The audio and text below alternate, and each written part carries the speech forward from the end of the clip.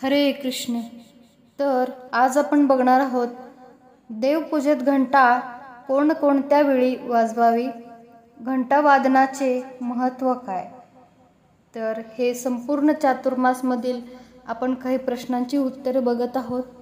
सर्वप्रथम चॅनलवरती कोणी नवीन असाल तर सबस्क्राइब करायला मात्र विसरू नका। चला तर मग ह्या प्रश्नाचे उत्तर काय आहे बघूयात।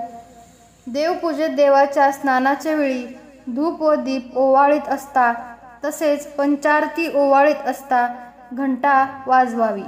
घंटा वादन केले असता सर्व वाद्य वाजवल्याचे श्रेय मिळते, यासाठीच घंटा वादनाचे महत्त्व विशेष आहे। प्रश्न दुसरा, आजारी माणसाने देवपूजा कशी करावी। आजारी माणसाला स्नान करता येत नसले तरी देवपूजेचा अधिकार नाही, त्यासाठी त्याने आजारपणात दुसऱ्याने केलेली पूजा पाहावी असे धर्मशास्त्र सांगते। नादपुराण पूर्वखंड अध्याय 67 हिलाच आतुरी पूजा असेही म्हणतात। प्रश्न तिसरा, अशौच काळात सोहरे व सुतक यावेळी देवपूजा कशी करावी।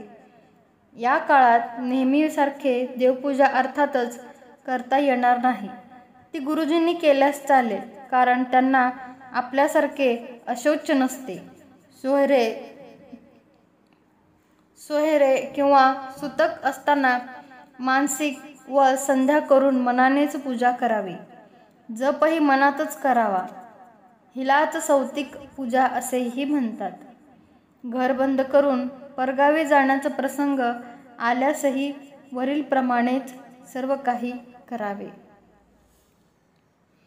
प्रश्न चौथा, अखंड नंदादीप मध्येच मालवला गेला तर ते शुभ की अशुभ सूतक समजावे। उत्तर, असे झाल्यास उगाच घाबरून जाण्याचे कारण नाही, वाऱ्याने दीप विझणे हे स्वाभाविकच आहे। तर आपण या 4 प्रश्नांची उत्तरे आज बघितलेली आहेत।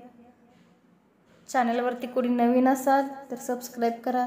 माहिती आवडली असेल तर व्हिडिओला लाईक आणि शेअर करायला मात्र विसरू नका। हरे कृष्ण।